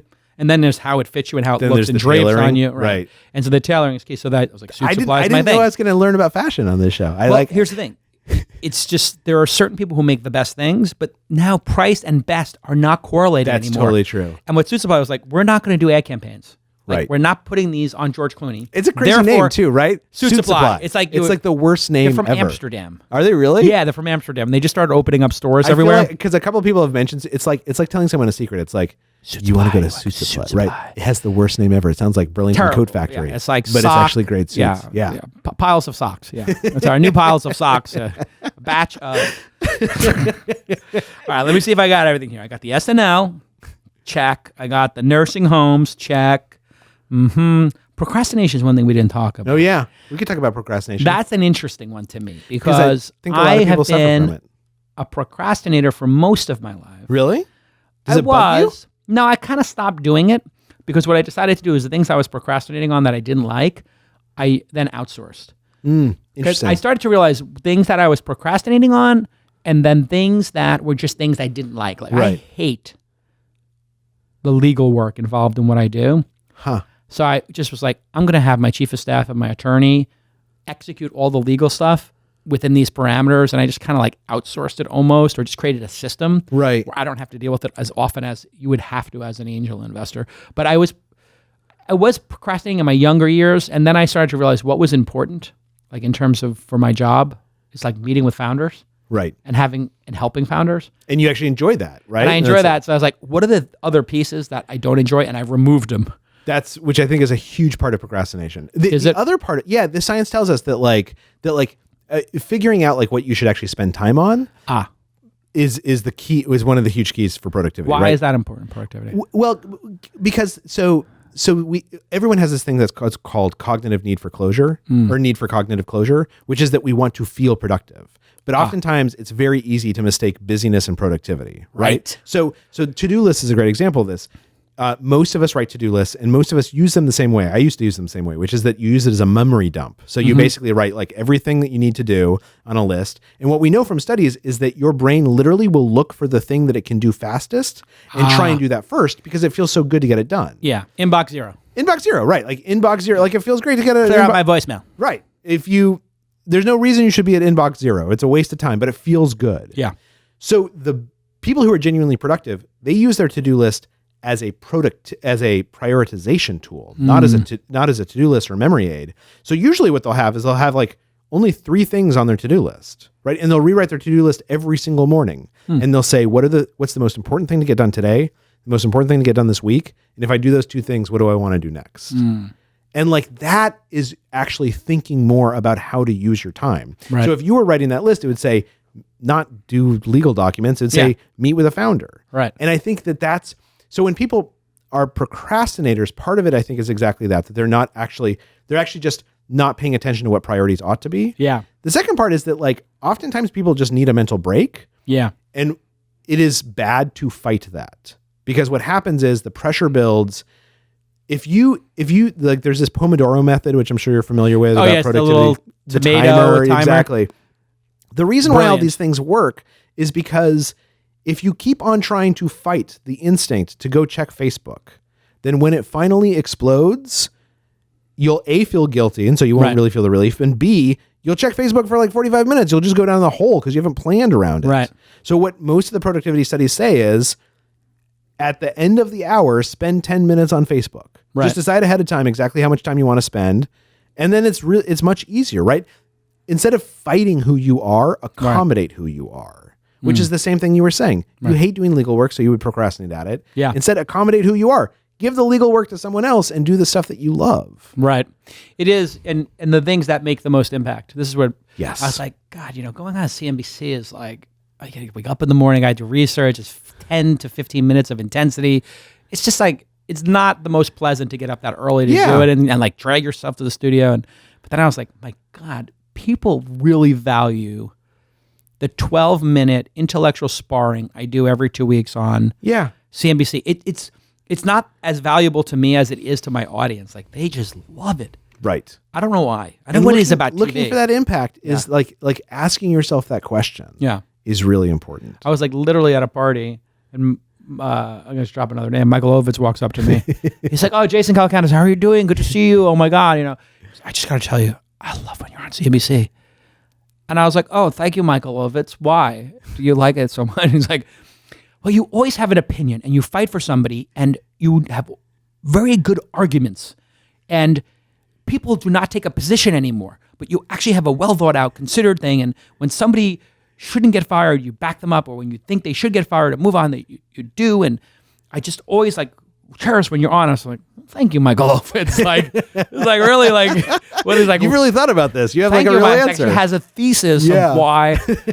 I love. Do you love being an author?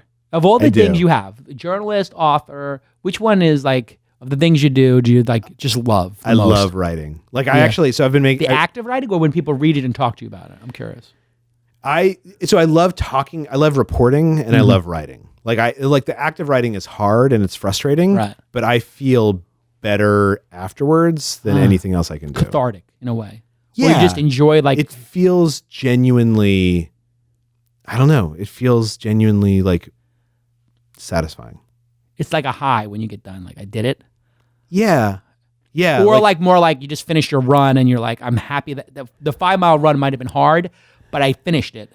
Yeah, I think that's right. Yeah. I think that's right. But also, and then I don't know, like the flow state that I enter when I write or even edit. Like sometimes I'll get on the subway and I'll edit on the subway and like I'll miss my stop, or when I'm reading, like flow is important. Yeah. I don't know why. You stop thinking about anything else but what you're doing at that moment. And it's a learned behavior, right? Like clearly, like part of it is that I've been doing it so long, I've learned to reward myself like in ways that I don't even understand for it.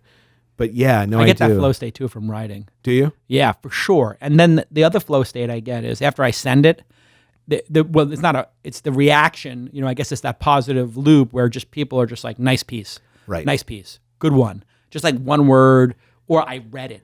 And the thing about a book is there is a group of people who read books. Yeah.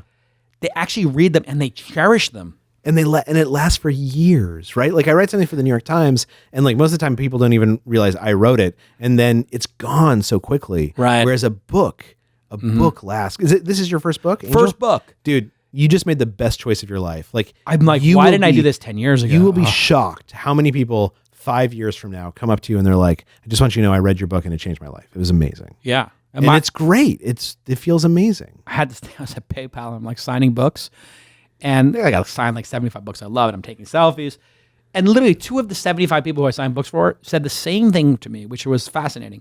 They said, "I just want to tell you, I love your book," and I just thought to myself, they just handed it to you online. You haven't read it. You have no idea what's inside. You love the cover, the concept of it. I really was almost tempted to ask them, but you haven't read it yet, so why do you love it? And I just realized it's this like, what do they call it, a totem or something, like this object or this, it's like a piece of you, right, that you're giving to them, for them to have. It's like a little world. Like it's like you're handing someone. It's like, oh, here's my simulation. In science fiction, like when like the never-ending story, and like when the character hands someone else a bead, and inside that bead is a whole new world. Yeah, that's what that's a great book. Is that right? Yeah. It's amazing. Except for these dopey people who are writing books. What are these publishers? You realize that publishers now base who they give books to in part based on their social media following. Yeah. It's like, how many people follow you on social? I get it. Like, how many emails do you have? Like, you have 200,000 emails. You can sell a book anytime for a large sum of money with 200,000 emails. Because like, oh yeah, Tim Ferriss has emails. Jason Calacanis got emails. You have emails. You have emails. Gary Vaynerchuk have emails. Emails sell books. Yeah. No, I think that's true. I think that's absolutely true. And then smart people. I talk to some smart people like Harvard professors or whatever. I'm like, how many emails do you have? They're like, I have 2 email addresses. My Harvard.edu, and then I have my Gmail. But it's also why word of mouth is so important, right? Because there are so many books out there that someone turning to someone else and saying, "Hey, you should go read this book."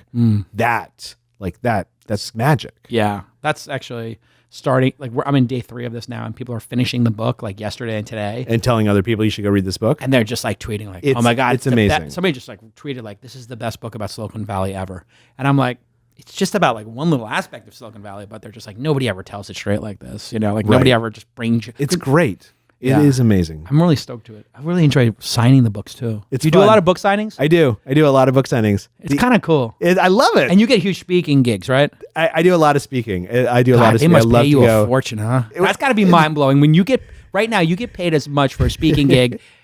It's more than your yearly salary when you start as a journalist, right? Or in that range. Yeah. In one well, day. Well, there's a lot of speeches I can't do because of the New York Times, but there's a lot that I can do. No, it's You can do a university. I feel very, very. You can do a university. Yeah. You can't do corporations or certain corporations. You have to clear each one. I can do certain. Yeah. The rule I have to clear them, but there's a lot of stuff that I can do. And actually, Do people get jelly inside of like the New York Times that you're getting like huge speaking fees or, like I mean, we don't really talk about it. So right. So yeah, it's- they're definitely jelly. I don't know about that. definitely No, I feel very lucky and humbled that like I'm able. Somebody to, will pay you 25, 50 grand to go speak somewhere. It's really nice. It's crazy. really, really nice. Is your thing. wife like, get the hell out of here and go do speaking gigs? No, my wife is very anti-materialist. She's a scientist, so she is very This is the calculation, though, that you have to go through. I mean, talk about like high-class problems, but I have said no to speaking gigs for a long time because it's like an opportunity cost. I'm 3 days, 4 days in Right. another country, somewhere. Right. I got to it's exhausting. I hate flying. And then I miss 3 or 4 days with my kids. I'll never get those back. That's true. And then I'm like, but I'm going to get a BMW. But I love For giving going to speeches. the speaking No, area. I totally. Or a I, Prius. I love giving speeches. Like that's the thing is that anyone who contacts me to give a speech, I'm always like going to the Times. I'm like, can I do this? Is it possible? Because like, it is a great It's mind-blowing. It's such a unexpectedly pleasant part of life. It is. It's Yeah. so mind-blowing. And it's fun to talk to people, and it's fun to have people react, and like to hear them laugh, and to like hear their ideas afterwards, and have a conversation. Yeah. If I you could feel have really let me- lucky. another bestseller, we'll end on Okay. this. You could have another bestseller or another Pulitzer. Bestseller. I take the bestseller. What? Yeah. What? That's crazy. I thought you were going to go Pulitzer. No, I like. You like the bestseller. I like. Are you working on another I one like now? being read. I'm not. I'm about to actually start on a new. You got trying an to- idea. I got an idea. It's like a nascent idea. I'm gonna go try And and here, figure let out. me ask you this. As a book author, you never tell anybody your nascent idea, right? Because you always had that fear that somebody could jump the fence and maybe beat you, or they'll start talking about it, or you change Not your so idea. much that as much as like it's not even ready to be like it's like so it's so fragile in my mind. Like I talk to my editor about it a lot, and my wife. But it's such like it's sometimes I'll like be doing some reporting and I think like, oh, I have enough to write the lead or write the top, but I don't want to do it because I don't want to lock in a certain way of looking at it, right? Like I want to I Right. still want to be flexible because I might find something better. And there's something about like talking about an idea with certain people or like writing that like it starts removing the options. And so I try and be careful about that. Yeah. You ever see this movie Capturing the Friedmans, the documentary? Yeah. So Jarecki, who wrote that, I'm good friends with Nick Jarecki. His brother wrote it. Okay. His brother made it. And what's very interesting about that film was the film's about this family that possibly were child molesters But it doesn't seem like it. but maybe like, not. Yeah. Kind of probably. And you go Yeah? back and forth, like maybe not, or maybe they were railroaded, or maybe they were It's dabbling. a or- great documentary. Anyway, it's amazing. Capture the Friedmans is like, it's just a mind-blowing, like, what is truth? Like, Yeah. it totally. really is like trying to figure out truth and people's hysterics over this kind of stuff. And but it started out, he was doing a short film about clowns, people who were clowns at kids' parties. Right. And he finds somebody, and when he's doing this thing about people who are like actors who are clowns or whatever, he starts this like short film he's going to do. And then he finds out the backstory of one of the clowns is that his dad was a child molester, maybe Right. in Long Island. And then it all starts to unravel. And wasn't it like he was like the most in-demand clown, and the guy met him, and Jarecki met him, and he was like, "This is the angriest human being I've ever met," or something like that. yeah, there's something Yeah. weird like that. Yeah. And then you look at like the Jinx, he wound up following up with the Yeah. Jinx, which was like, And they're making. I think is he part of the team that's making Crime Town right now? That not podcast, sure. Crime Town. oh, maybe. I think don't know. someone from the Jarecki's Jinx brilliant. is Andrew Jarecki is the brother. There's Yeah. like 3 brothers, Huh. and they all do films. Yeah, and their dad Interesting. created the silver market, like literally created the silver market on Really? Wall Street. He's my like, yeah, I'm gosh. going to buy all these silver certificates. I'm going to trade silver. And they're like, you can't trade silver. It's not possible. It's like, well, there's gold. And then he like sued or whatever to make a trading device. Oh my gosh. It's really that's a fascinating Sounds like a good family. All right, listen, we went for a long time. Thank you to my friends at Spotify. They are great, and they now have podcasts, including Charles's new podcast called. You don't have a podcast yet. No, it doesn't come out till You like are built for podcasting. I hope. When you do a podcast, it is going to be top 25 overall. Here's the thing: Yeah. you're gonna love podcasting, and it's gonna make you quit the New York Times. Yeah. The New You York think? Times should be terrified of you doing a podcast because you will become halftime, which is what happened to Malcolm Gladwell. Right. Because podcasts are so fun, like intellectually, they're just delightful. You go down that podcasting thing, it is going to become an addiction. See, for you. okay, this is good advice. This is good. I'm gonna It's start getting more bad serious news for the about New York this. Times. If the New York Times is listening, I don't know who's in charge over there anymore, but they're going to lose all their best talent to books, speaking gigs, and podcasting are now things you can do. Yeah.